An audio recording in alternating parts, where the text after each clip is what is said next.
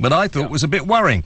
Well, they won't rule it out. They have, and we only know this, James, thanks to the brave Jewish whistleblower, Mordechai Vanunu, who spent 20 years in solitary confinement for telling us that Israel has hundreds of nuclear weapons and the missiles to deliver them to any and all Arab and regional capitals in an afternoon. Okay, we're going to take a break. We'll come back. Loads of calls coming in, George, as well. This is the mother of all talk shows with George Galloway.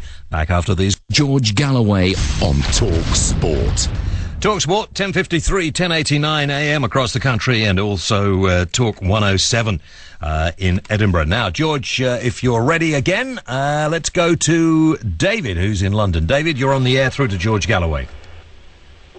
Hello? Yes, David, off you go. Let's have your point. Good afternoon, George. How's things? Good, thanks. Great.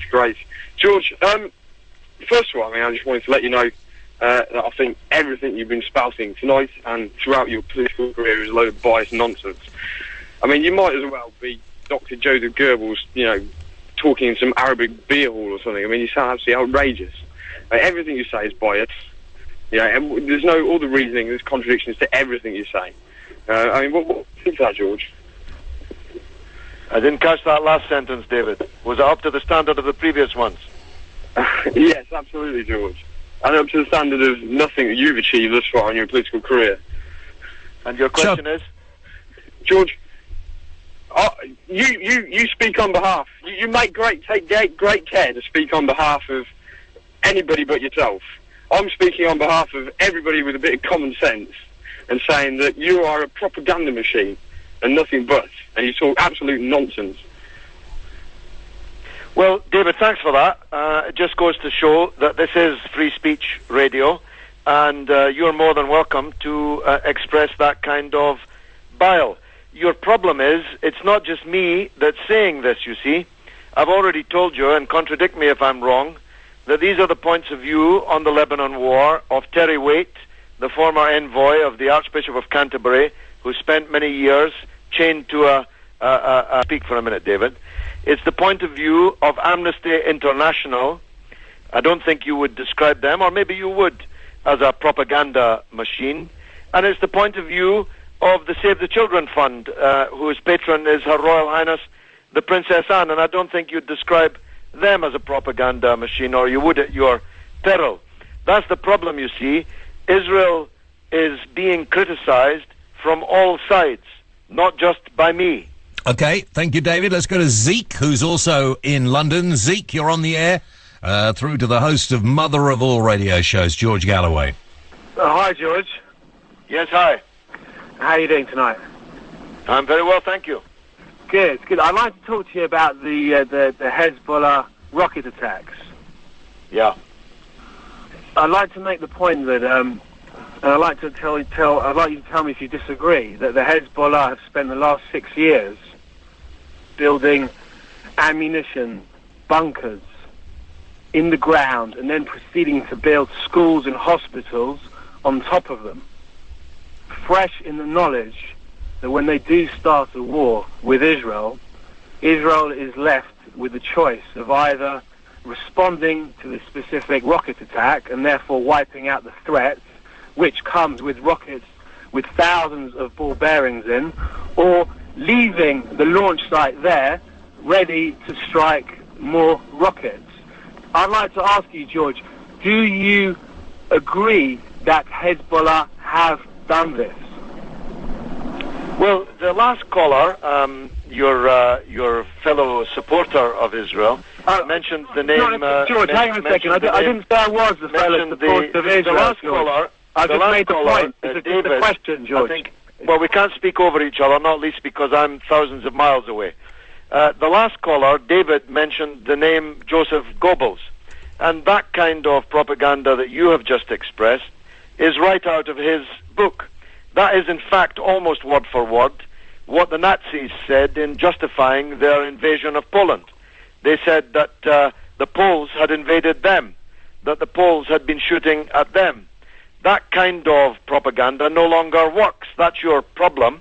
It no longer works because very few people any longer believe it.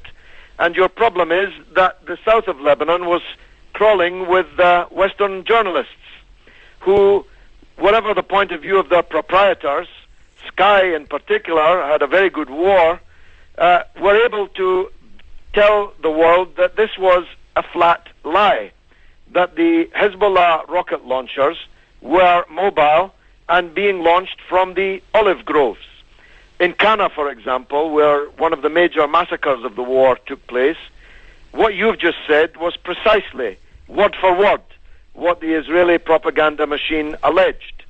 Unfortunately, brave journalists were there on the ground and reported that as a complete lie.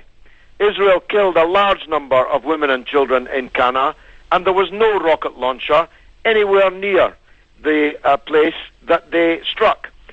There's also the small matter of the United Nations observation post, which was on the telephone to the Israeli commanders for more than 8 hours, telling them that they were being shelled repeatedly by Israel, until the last call, which was interrupted by a direct hit from Israel on the roof of the United Nations post, so you're not letting me slaughtered a large number of UN personnel. Your 1 point, George. Hang on, Zeke. When George has finished, you can come back for a moment.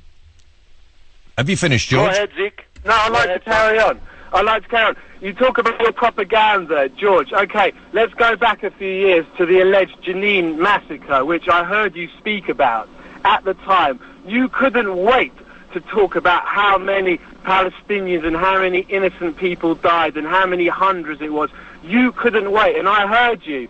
But then 3 days later, when it was revealed, even from Palestinian sources, that only 22 people died, and several of them were militant terrorists, you did not go back on anything you said. When the Israelis released the aerial photos to show that only the center of Jenin was bombed and not the whole of Jenin and not the massacre you spoke about, you don't reverse it, George. So you can't have everything your way with.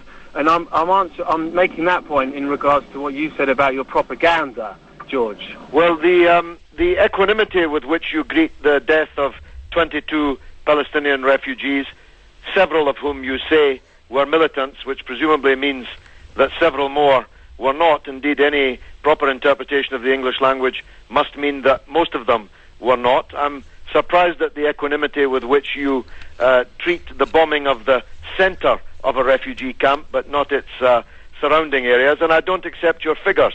But the problem for you about Lebanon is that the figures I'm giving you are not my figures. They're the figures released by the Save the Children Fund. Now, if there's a more reputable organization in Britain than the Save the Children Fund, I don't know about it. I don't know a charity headed by Princess Anne that would be guilty of being part of a propaganda machine. And it's them who told us that 45% of the more than 1,000 dead Lebanese were children, and that a significant proportion of the 55% which balanced it were women. Now that's the Save the Children Fund, not me and not Hezbollah. George, can I ask you a question? Of course. What do Hezbollah want? What do Hezbollah think they will achieve by their continual rocketing of Israel? I mean, so far, Israel have lost, as you say, the war, they lost the propaganda and everything else, but they have killed an awful lot of people. Some may say that Hezbollah brought that on the Lebanese people. Well, some do say it, but the Lebanese don't say it, and that's one of the most remarkable things about this last month. 80% of the Christians in Lebanon support Hezbollah in the war, and their leader, General Aoun, who was a big hero in the West when he was confronting the Palestinians, when he was confronting the Syrians, and he went off into exile in France, and now he's back here, was sitting next to me at a press conference this afternoon.